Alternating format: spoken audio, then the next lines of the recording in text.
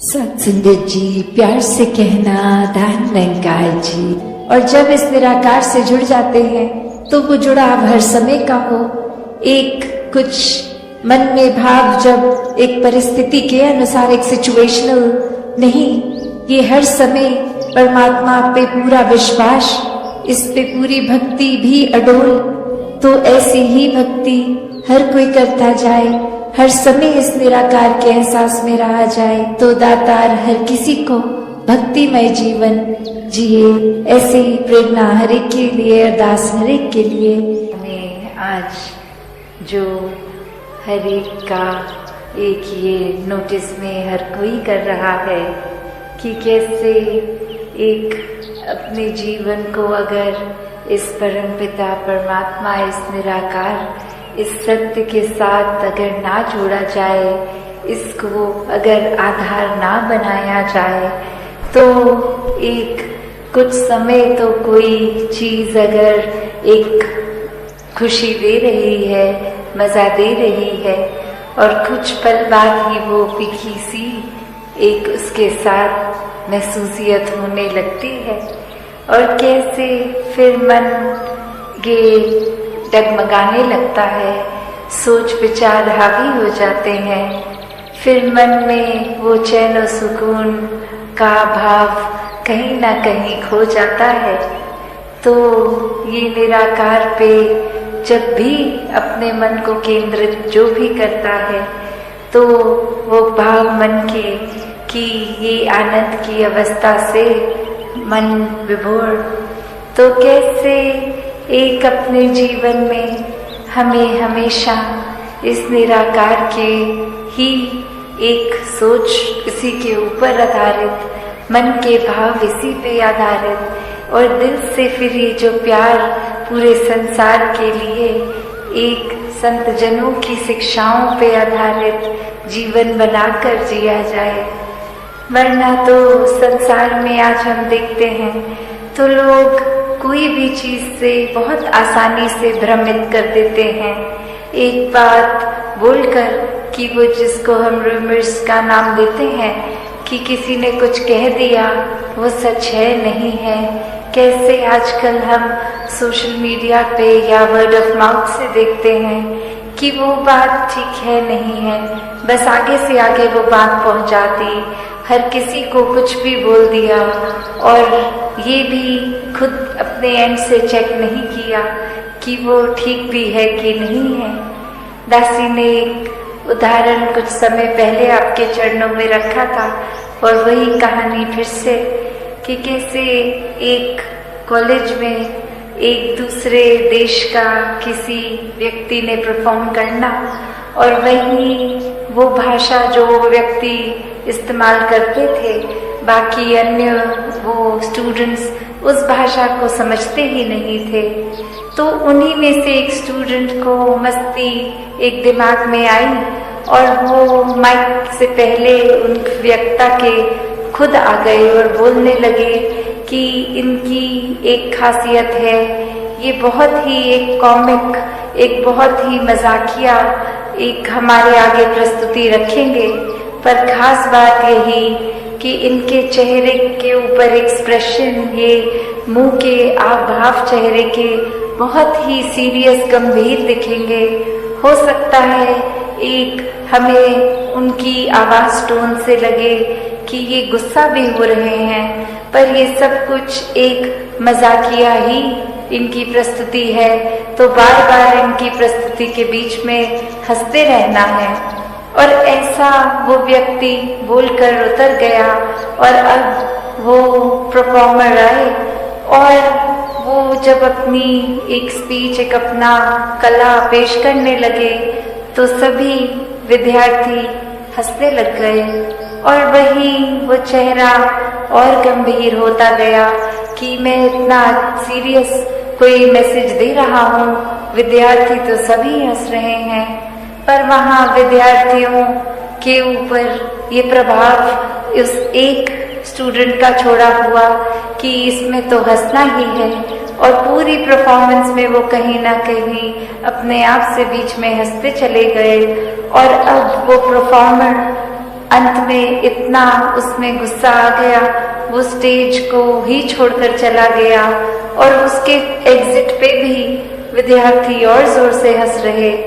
तो वो भाव क्या कि एक व्यक्ति ने कैसे एक हर एक को, जो बात तो कुछ ऐसी थी नहीं, वो परफॉर्मर भी कोई मजाकिया अदाकारी नहीं, कोई एक बहुत ही गंभीर मैसेज, सोशल मैसेज देने आया। और किसी ने भी वो, क्योंकि एक कान में बात किसी एक व्यक्ति द्वारा गई कि ये ऐसा नहीं ऐसा है, तो हमने अपने दिमाग की वो परसेप्शन वैसे बना के उसी के ऊपर अपने मन के भावों को मोड़ लिया कि उस एक व्यक्ति ने जैसा कहा है तो ठीक ही कहा होगा।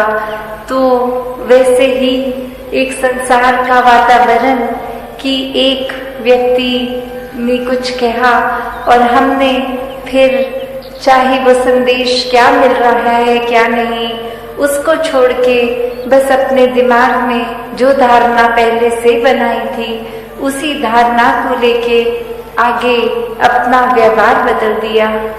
तो इस पूरे स्टोरी में जो भाव है कि दुनिया में तो एक भ्रमित करने वाले बहुत ही मिलेंगे, हर किसी ने अपनी मान्यताओं के, अपने एक्सपीरियंस और कुछ एक स्वभाव भी कभी कभी अड़चने डालने वाला किसी का, तो उसने अपने मुताबिक अपना फायदा देखते हुए ही एक ऐसा कह देना है कुछ, तो वो एक भ्रमित करने वाले तो हैं, पर वो गलती किसकी आती है जो वो भ्रम में पड़ जाए। जब हम ब्रह्मपुरुष होकर, एक ब्रह्मज्ञानी होकर, तो भी अगर हम भटक जाते हैं किसी के कुछ कहने पे, तो फिर ये चेतनता कहाँ है। अगर हम इस स्टोरी के केस में देखें तो फिर भी वो स्कोप हो सकता है कि वो भाषा नहीं समझते थे तो किसी ने जो कह दिया उसी को ही सच्चाई मान ली। यहाँ तो हम वैसे सब बुद्धिजीवी, ये चेतनता रखने वाले, फिर भी एक अपनी बुद्धि को परे रखकर अक्सर अफवाहों में पड़ जाते हैं। एक आगे से आगे वो कुछ ना कुछ मैसेज दे देते हैं। तो कैसे हमें हर समय ये अलर्टनेस, ये चेतनता, क्योंकि ब्रह्मज्ञानी है तो एक ब्रह्मज्ञानी होने का एक ड्यूटी, ये रिस्पॉन्सिबिलिटी भी है कि हर समय की चेतनता होनी है। ये ब्रह्मज्ञानी होने का मतलब ये नहीं कि हम इस जहाँ निराकार के आश्रय, इसके रंग में रंगे हर समय एक आराम से इसी के रंग में आराम से तैरते हुए हैं, गोइंग विद द फ्लो वाली भाव। तो फिर भी ये चेतनता तो एक कैरेक्टरिस्टिक है ब्रह्मज्ञानी का। ये कहीं भी नहीं है कि अगर आप एक भोले संत हैं, ब्रह्मज्ञानी हैं, तो आप चेतनता का प्रयोग नहीं करेंगे। नहीं, संत स्वभाव ही चेतनता का उसमें योगदान होता है कि संत कभी भी ऐसा कोई कार्य नहीं करते जो इस निराकार के एहसास या कोई एक अच्छी शिक्षाओं से विपरीत होता है। एक माइंडलेस एक्टिविटी में कभी कोई भी संत इंडल्ज नहीं करता, तो वो परख भी कि क्या ठीक है क्या गलत है, हर समय का वो डिसीजन बनाना, यह चेतनता ही एक उपयोग में आती है कि ये परमात्मा, ये मूल, ये जीवन में प्राप्त करना था, पर ये दुनिया अभी माया में ही हम उलझ के रह गए। और ऐसा ही एक उदाहरण कि एक इंसान ने एक बस में एक वॉलेट मिलता है किसी को और वो जोर से अनाउंसमेंट करता है कि ये किसी का ऐसा कुछ खोया है वॉलेट जिसमें बहुत सारे पैसे हैं। तो हर कोई कहता है कि हाँ हमारा वॉलेट खो गया। तो वो इस वजह से कहते हैं क्योंकि वो अनाउंसमेंट में कहा था कि वॉलेट में बहुत सारे पैसे हैं। तो आगे वो इंसान कहता है तो जिस वॉलेट में बहुत सारे पैसे थे वो खाली होकर मिला है, पैसे तो नहीं है, ये अब किसका है? तो कोई भी लेने को राजी नहीं है। क्योंकि सबका लालच वो कि चाहे पैसे हमारे हैं नहीं, पर वॉलेट मिल जाएगा तो पैसे भी मिल जाएंगे। तो माल वही कि मूल रूप में तो वो वॉलेट ही था, पर वो लालच के साथ चीज जुड़ गई।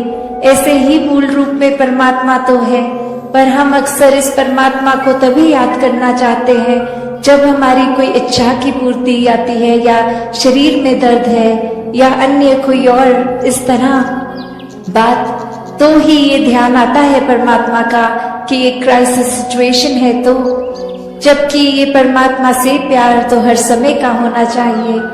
तो ऐसा ही भाव, ऐसा ही प्यार हर किसी के दिल में तभी बन सकता है जब पूरी तरह इस परमात्मा से, इस निराकार से जुड़े। और जब इस निराकार से जुड़ जाते हैं तो वो जुड़ाव हर समय का हो। एक कुछ मन में भाव जब एक परिस्थिति के अनुसार, एक सिचुएशनल नहीं, ये हर समय परमात्मा पे पूरा विश्वास, इस पे पूरी भक्ति भी अडोल। तो ऐसी ही भक्ति हर कोई करता जाए, हर समय इस निराकार के एहसास में रहा जाए, तो दातार हर किसी को भक्तिमय जीवन जिए। ऐसे ही प्रेरणा हर एक के लिए, अरदास हर एक के लिए मन में बिठा के जीवन को परिवर्तन करने के लिए। और जिन्होंने भी किसी भी युग में इस आवाज को सुना, संतों की वाणी को सुना, उन्होंने उसी समय जीते जी अपने जीवन को पूरी तरह से जिया और मोक्ष और मुक्ति के भी हकदार बने। तो ये जीवन ने, ये समय ने तो चलते ही रहना है, और ये जीवन में हमें क्या करना है वो एक चुनाव हमारा। किस तरह, अगर हम संसार में किसी से पूछेंगे कि एक सफल जीवन की परिभाषा आपके हिसाब से क्या है, तो कोई ये कह देगा कि कोई पढ़ाई लिखाई करके उपलब्धि, कोई कह देगा कि कोई ऊंचे पद पे रहना, कोई धन दौलत को एक सफलता जीवन की उससे जोड़ेगा। तो ऐसे अनेक परिभाषाएं इस संसार में इंसान दे देता है कि एक जीवन सफल उसका है जिसके पास ये चीज हासिल है।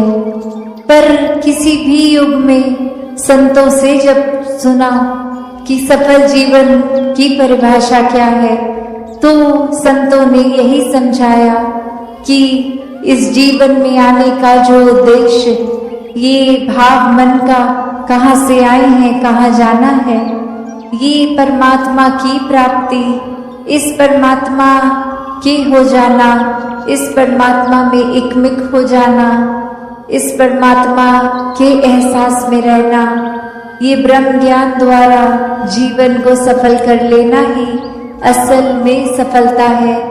चाहे इस परमात्मा ने रहने के लिए जो व्यवस्था करी है, चाहे वो महल रूप, चाहे झोपड़ी रूप, चाहे किसी तरह का भी कल्चर, एक रहना, किसी तरह का भी खाना पीना, तो ये सब मुबारक है।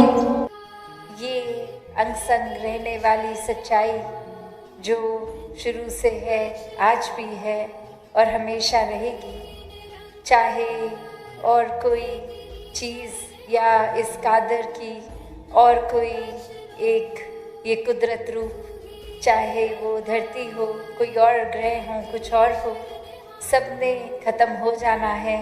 इंसानों ने भी अपना समय जीकर फिर इस संसार में नहीं रहना। तो ये भक्तों ने हमेशा से उजागर किया कि इस संसार में जितने भी पल मिले हैं, ये श्वासें जब चल रही हैं, इन श्वासों का मोल डाला जाए, ये श्वासों को इस परमात्मा के प्यार में लगाया जाए, भक्ति में लगाया जाए, एक अपने मन में सेवा भाव पूरे संसार के लिए, समाज के लिए एक डाला जाए, और कैसे समर्पित होके फिर ये मन भी सुमिरन में लगता है, इस निराकार के साथ अपना नाता और जोड़ने में। और भक्तों ने हमेशा यही समझाया कि घर परिवार समाज में रह के ही भक्ति की जा सकती है। इसको इसी तरह करना है, सभी का साथ देना है, सभी के लिए उपस्थित रहना है। हर एक के प्रति ये करुणा का भाव विनम्रता के साथ हो। कैसे एक अक्सर इंसान कोई ना कोई वजह बना लेता है कि कोई और पसंद नहीं, ये कारण है, इस इंसान को इस कारण से मैं पसंद नहीं करता, और किसी इंसान को तो बेवजह ही पसंद नहीं करता। तो ऐसे भाव जब होते हैं तो ये बहुत जजमेंट्स किसी के भी प्रति हम अपने मर्जी की कोई भी बात बना के एक उसको दोषी करार दे देते हैं। उसका कोई ना कोई एक अंदर खामी बाहर निकाल देते हैं। और एक कहानी में भी जहाँ एक चिड़िया कोई पेड़ ढूंढती है कि कैसे एक घोंसला बनाया जाए, और वो एक पेड़ के पास जाके पूछती है कि आप थोड़ी सी टहनी की जगह दे दें तो मैं घोंसला बनाऊं, मेरे अब बस ये अंडे रूप में ये बच्चों को मैंने जन्म देना है। तो वो पेड़ आगे से उस पक्षी को मना कर देता है, उस बर्ड को, और वो दूसरे पेड़ के पास जाती है और वहाँ दूसरे पेड़ ने वो जगह दे दी और ये एक घोंसला उस पे बन गया।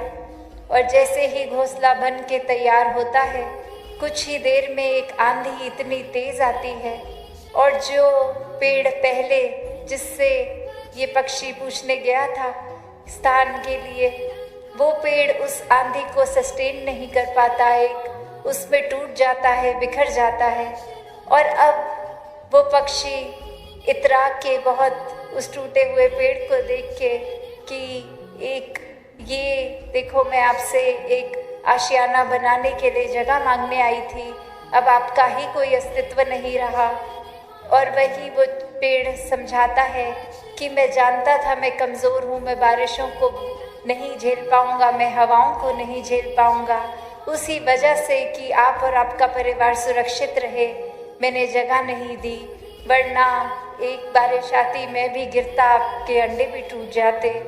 तो ये मन में जजमेंट्स कितनी जल्दी आ जाती है। ये सिर्फ एक कोई पक्षी की कहानी तो ये चलो उदाहरण रूप हो गया, पर हम अपने अंदर भी जब झांकते हैं कि किसी ने हमें कोई अगर कहीं कोई चीज़ चाहिए वो मना कर दी, तो उस इंसान के लिए अपने दिमाग में विचार धारणाएं कि कोई कारण उनका अपनी मजबूरी कोई और वजह भी रही होगी, पर उस इंसान ने हमारा काम करने से मना कर दिया, तो उसके प्रति नफ़रत एक बना ली दिल में। और साथ ही सिर्फ अपने तक नहीं, फिर जा के उस इंसान के जो भी और जानकार हैं उनको भी बता दिया। आजकल मॉडर्न युग है, तो कभी एक सोशल मीडिया पे भी एक देख कर किसी को कांटेक्ट कर लिया कि आपके वो जानकार ठीक नहीं है, ठीक व्यवहार नहीं कर रहे, उनके साथ आप भी संबंध तोड़ दीजिए, एक उनसे बात मत कीजिए। या कोई भी तरीका ये नफ़रत का इंसान ढूंढ ही लेता है, और सिर्फ खुद तक नहीं, एक जजमेंट्स अपनी बना के हर एक तक फिर वो बातें, चाहे वो एक अक्सर खुद के साथ बीती भी नहीं हो, सिर्फ एक कहा सुनी अफवाह या र्यूमर्स का रूप, इसको भी फैलाने में फिर संकोच नहीं करता कि ये फैक्ट चेक है कि नहीं, ये बात वाकई ही हुई कि नहीं, बस हम तक पहुंच गई और अब एक अपनी जिम्मेवारी ही समझ लेता है कि इंसान के हर एक तक ये बात पहुंचाई जाए। और अक्सर ये इतने इंसानों को बताने के बाद भी जब ये एहसास होता है कि ये जो हमने बात बताई थी वो तो फेक थी, वो नकली बात थी, वो बनावटी बात थी, और अब तो ये हम ही बन गए उस बात का इतना प्रचार करने वाले। तो बात वही कि इस परमात्मा ने तो ये जहाँ बुद्धि दी है, विवेक दिया है और ये चेतनता है, कौन सी बात को एक कहना है नहीं कहना, या कोई भी बात जो एक वाकई ही परोपकारी बात है उसको तो फैलाएं, पर और अन्य किसी के बारे में कोई किसी को जहाँ नीचा दिखाने की बात है, किसी की बात को फिर वो एक फैलाना तो दूर, पहले एक कम से कम फैक्ट चेक करके ही देख लें। और कोई अगर हमें किसी से कोई बात कर रहे हो या कोई आया खास कोई बात बोलने, तो फिर ये भी चेतनता परमात्मा ने दी है कि ये निंदा, ये नफरत, ये चुगलियाँ, इसमें नहीं फंसना है। वरना तो ये जहाँ बुराई होती है किसी की, कितने भी व्यस्त हों, एक इंसान अपनी रुचि अगर रखे तो बस कान में ही लगे रहेंगे कि किसी के बारे में कुछ सुन लिया, हमें कुछ पता लग गया, अब हम ये बात फैलाएं। और वही इंसान खुद को जब परमार्थ की रास्ते पे डालना होता है तो एक खुद को बहाने से भर लेता है कि आज थोड़े थके हैं, आज तो एक सत्संग नहीं जा पाएंगे, आज एक कोई अन्य काम करना है, इसलिए ये सेवा पे भी नहीं जा पाएंगे, और कोई भी बहाने बना ले। पर जैसे ही एक ये बात आती है कि किसी की बारे में बात है, तो वहाँ भी वो चेतनता का फिर कोई प्रयोग नहीं जो करते। वो फिर कब अपनी मनमति के हिसाब से जीवन शुरू कर देते हैं, वो खुद भी नहीं एहसास होता कि ये दिल में जहाँ परमात्मा इस निराकार दातार ने बसना है, वहाँ हम अपने अहंकार को जगा दे रहे हैं। वहाँ कैसे हम फिर सिर्फ छोटी छोटी बातों में ही फंस रहे हैं, एक संसार की चीज़ों को प्राथमिकता दे रहे हैं, जबकि हर पल इस इंसान का ध्यान अगर ये एहसास में हो, इस परमात्मा में हो, तो फिर सभी काम सहज भी हो जाएंगे। कोई एक अपना मन बुराइयों की ओर भी आकर्षित नहीं होगा। एक पावन पवित्र परमात्मा का एहसास, ये अंदर से ये ठंडक, एक सुकून में रहने वाली अवस्था हो जाएगी। फिर जीवन भी बहुत सहज हो जाएगा। फिर हर पल बस ये ब्रह्म ज्ञान द्वारा जो निराकार का एहसास, ये अंग संग हर समय देखने के लिए ये जो भाव बनते हैं, तो फिर ये वहीं एक टिका रहता है ध्यान। फिर चाहे कितने भी प्रलोभन आ जाएं संसार में, ये डिस्ट्रैक्शंस के रूप हों, भक्त तो हमेशा वो एक डिस्ट्रैक्शंस के अंदर चाहे जीता उठता खाना बैठता बाकी इंसानों की ही तरह है। बस ये अपने फोकस, अपनी प्रायोरिटी की बात है कि फिर परेशानियों पे, एक छोटी छोटी चीज़ों पे, तंगदिलियों पे, एक छोटे नज़रिए में फंसना है, या ये असीम परमात्मा जिसका ना कोई स्टार्टिंग पॉइंट ना एंड पॉइंट है, इसके साथ अगर जुड़े तो वाकई ही सोच भी विशाल होगी, दिल भी विशाल होंगे। फिर ये बुरे ख्याल दिल में आएंगे ही नहीं, क्योंकि ये परमात्मा ही दिल में है, तो और कोई बुराई फिर इस दिल में नहीं रह सकती। तो कैसे इस संसार में हर कोई जहाँ परमात्मा की भक्ति किसी भी रूप में कर रहे हैं, पर वाक्य में तो ये प्रेमा भक्ति की बात है कि पहले परमात्मा को देख के फिर ये जो प्यार होता है, लगन लगती है, फिर वो एक हर पल में परमात्मा की कृपा ही दिखती है। हर पल में चाहे वो हमारे हिसाब से कोई चीज़ ठीक है कि गलत है, ये मन में विश्वास है कि ये पूरे का किया सब कुछ पूरा, कि ये हमारे हिसाब से अगर ठीक नहीं भी है, पर ये परमात्मा के अनुसार है तो बहुत ही ठीक है। तो बात वही कि कैसे संतों ने, चाहे कोई भी युग रहा हो, कोई भी एक सिचुएशन रही हो, प्राथमिकता परमात्मा निराकार को ही दी। फिर एक उस तरह मन में नहीं बात आती कि अभी जीवन का कोई पड़ाव चल रहा है, तो उसी में जो जिज्ञासु होते हैं, जिनकी इच्छा होती है, तो वो चाहे बाल अवस्था हो या बुजुर्गी या नौजवानी की, तो ध्यानस्था से नौजवानी की उम्र में जिनको एक ये जिज्ञासा है या कईयों को बुजुर्गी में भी आती है। तो जब आए तब मुबारक, ये उस समय ही परमात्मा उसी पल मिल सकता है। बस बात वही कि ये संसार की ओर, ये संसार की सामान, ये रिश्ते नाते, ये परमात्मा ने जो बख्शे हैं, इसका जहाँ संभाल तो करनी है, पर मन को इसमें बांधना नहीं है। ये जब तक चीज़ों को हम परमात्मा की देन समझेंगे, ये सदुपयोग भी होगा, ये एक अच्छी तरह से इस्तेमाल भी होंगी चीज़ें। पर वही एक कोई वस्तु आज है कल नहीं है, उसके लिए मन को इतना परेशान कर लेना कि एक फिर उदासी भरा जीवन जीने लग पड़ना, तो ये तो फिर उस तरह से वस्तु के साथ इतनी अटैचमेंट हो गई कि परमात्मा ही नज़र आना बंद हो गया।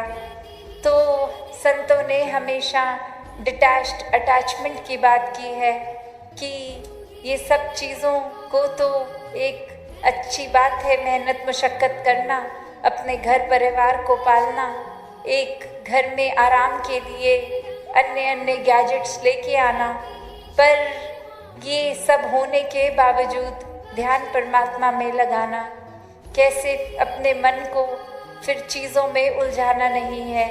ये परमात्मा में जितना ध्यान और लगाते हैं, अक्सर एहसास होता है कि घर के आपसी रिश्ते भी और संवर रहे हैं, उनमें और महक आ रही है।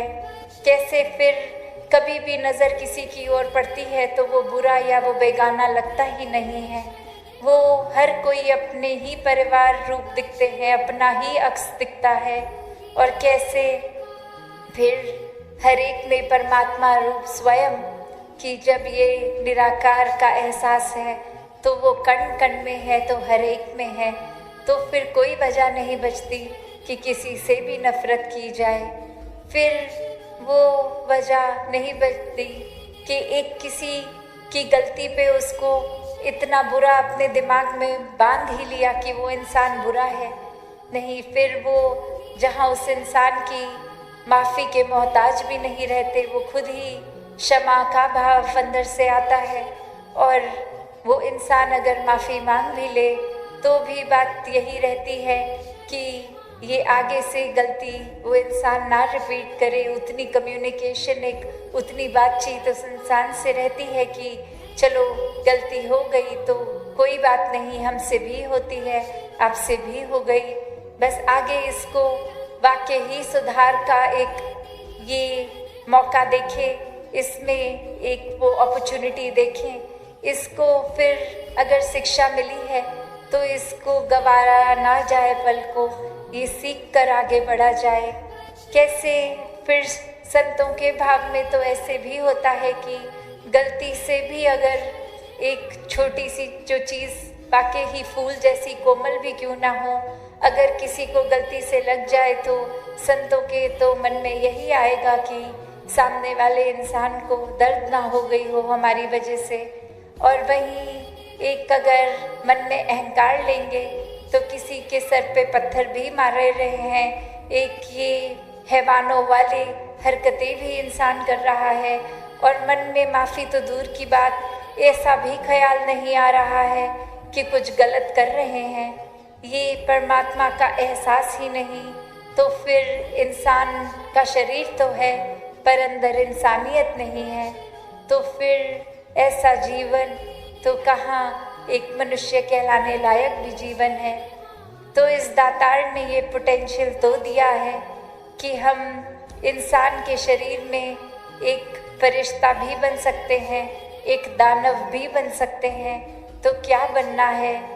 बात वही चेतनता की कि ये चेतनता को अपने जीवन में जिन्होंने अपनाया, संतमति को अपनाया, और तभी बार बार संत एक सेवा सुमिरन सत्संग के पहलू पे भी इतना जोर देते हैं कि अपने साथ साथ हर समय जब संतों का संग होगा ये सत्संग रूप में, तो फिर अच्छे विचारों के साथ साथ जीवन कैसे ये वाकई ही दिल से एक चेंज होता है।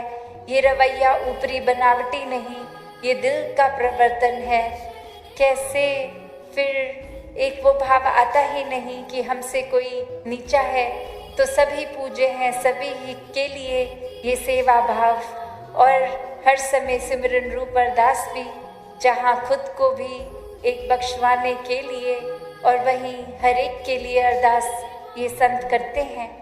तो ये ऐसा संतों वाला जीवन हर कोई जी सकता है।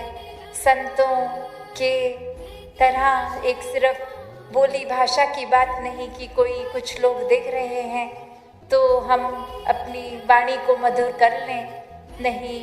भक्त तो बंद कमरे में अकेला बैठा भी उसी तरह प्रभु प्रेमी है, प्रभु का दीवाना है। और चाहे महफिल में भी हो, कहीं बीच बाजार में भी हो, तो भी हर एक में भी प्रभु को ही देखेगा, अंग संग अपने कण कण में देखेगा। तो कैसे एक जीवन में क्या करना है क्या नहीं, ये बहुत ही आसान हो जाता है जब इस ब्रह्म ज्ञान द्वारा इस निराकार को जीवन में बसा लेते हैं। तो थोड़ा सा भी अगर ऑफ ट्रैक हो रहे हों, बार बार ये दिल ये चेतन हो के दिमाग भी ये इस परमात्मा को ही पकड़ता है और सही रास्ते की ओर खुद को डाल लेते हैं, तभी ये आत्म मंथन भी, ये रिफ्लेक्ट करना अपने अंदर, ये इंट्रोस्पेक्शन भी बहुत ज़रूरी हो जाती है कि हम दूसरों की कमियां निकालने में तो बहुत समय लगा रहे हैं, कुछ पल अपने अंदर भी देखें कि हमारी कमियां का क्या क्या हैं, हम कैसे उनका सुधार करें। वरना इंसान तो अपनी कमियों को तो एक्नॉलेज भी नहीं करता, ये मानता ही नहीं कि कुछ कमी है हम में, बल्कि अहंकार आकर हर एक में तो कमी दिखती है, पर ये दिमाग ही काम में चलेगा कि दूसरे को बता दिया जाए वो बिल्कुल ठीक नहीं है, बहुत खराब कर रहे हैं और हमको देखो हम कितनी अच्छी तरह ये एक चीज़ है, इसको निभा लेंगे, आपसे तो होगा ही नहीं। तो ऐसे भाव तो संतों के नहीं होते। यहाँ तो क्लियरली एक अहंकार ने जगह ले ली है और वही संतों को तो होता है हम हर एक के दास हैं। तो किसी ने कुछ समझाया भी तो हमारे एक भले के लिए ही है वो बात, वो लेसन लर्न करना, वो सीखना।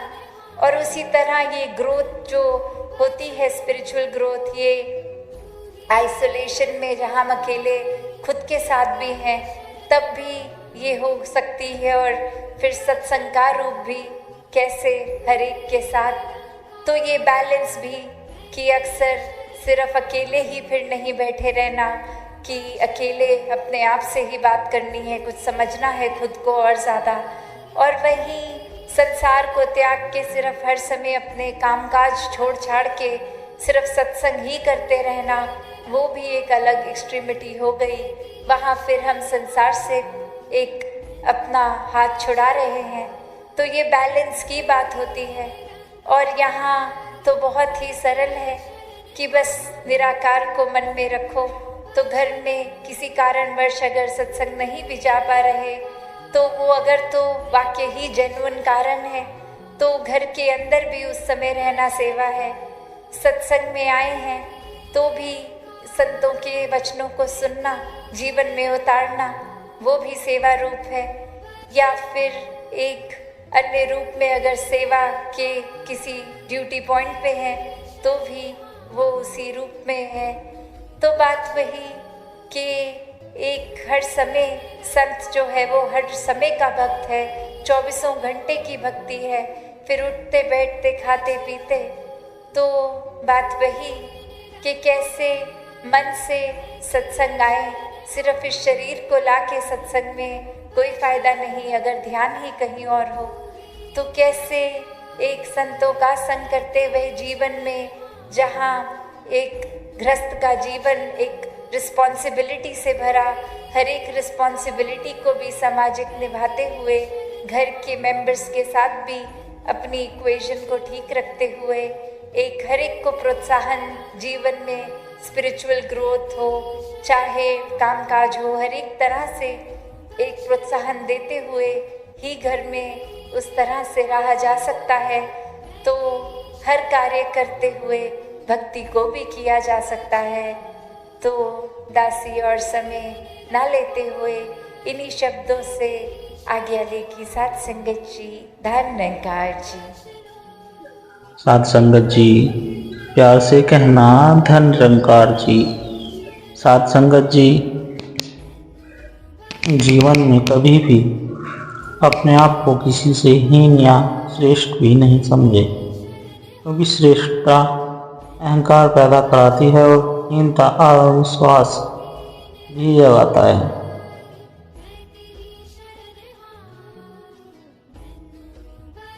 साध संगत जी, मानवता की महक जहाँ से खत्म हो जाएगी, यह दुनिया हृदय सुहानी न रह पाएगी। साध संगत जी, हमने फूल बनना है, कुछ पलों या घंटों के लिए नहीं। एक खिला हुआ फूल डाली पर भी और अपने हर रूप में भी महक देता है।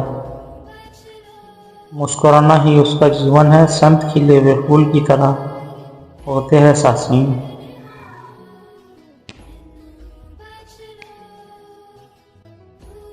अंधेरा ही दुख व ठोकरों का कारण बनता है, जबकि ज्ञान का प्रकाश सुखों का साधन बनता है। साध संगत जी, भक्त ने निरंकार की दी हुई बुद्धि का इस्तेमाल करके स्वयं चुनाव करना होता है कि उसने अंधेरा चुना है या प्रकाश।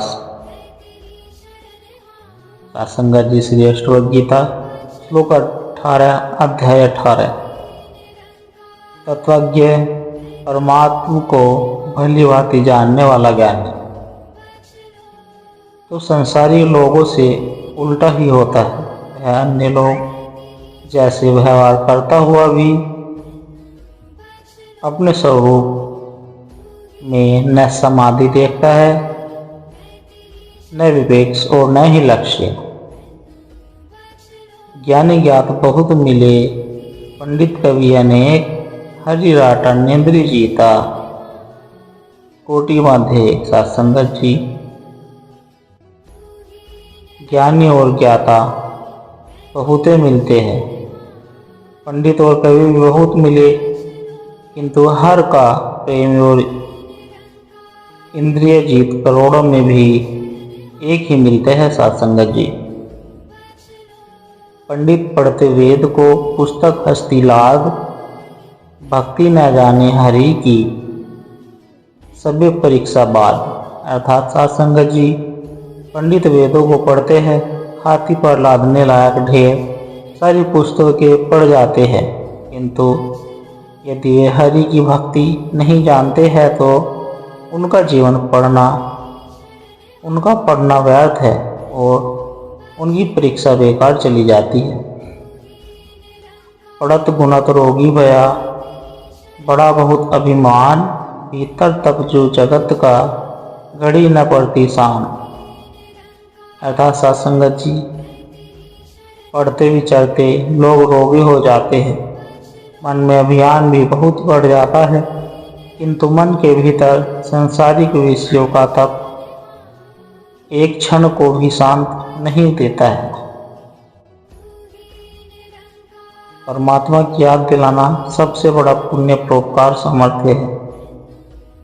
इससे बढ़कर श्रेष्ठ बेहतर और कोई भी नहीं होता। शासन निरंकार के साथ जुड़े रहने पर हम हर मुश्किल अपने आप हल हो जाती है। निरंकार कदम कदम पर हमें गाइड करते हैं।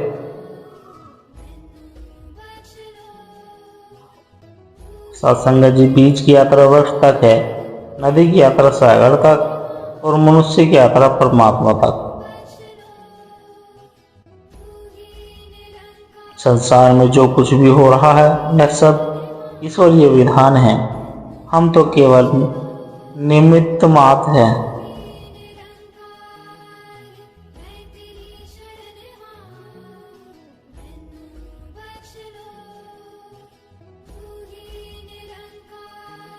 सत्संग जी,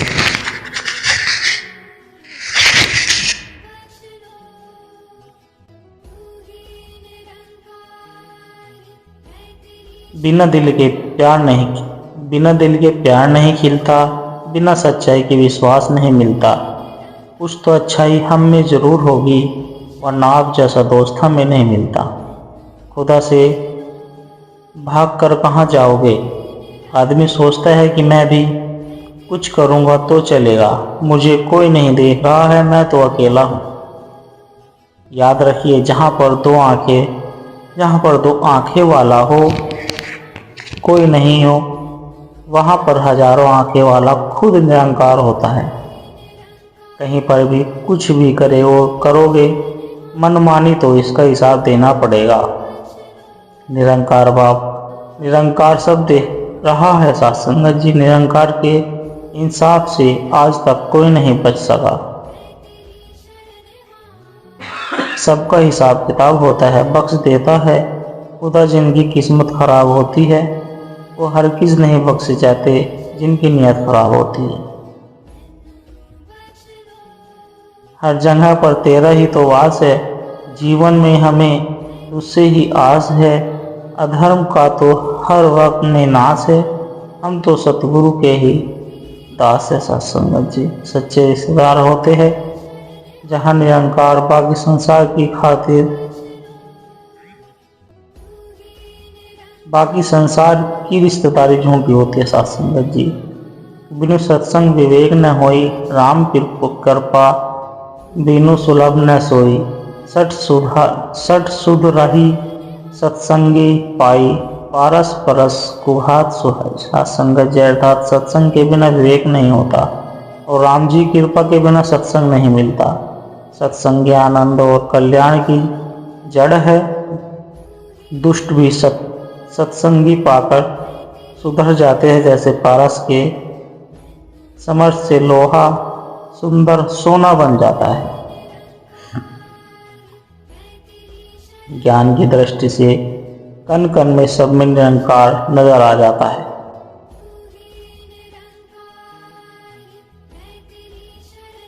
सत्संगत जी, ज्ञान इंसान का साथ कभी भी नहीं छोड़ता, बाकी सारी दुनिया साथ छोड़ देती है।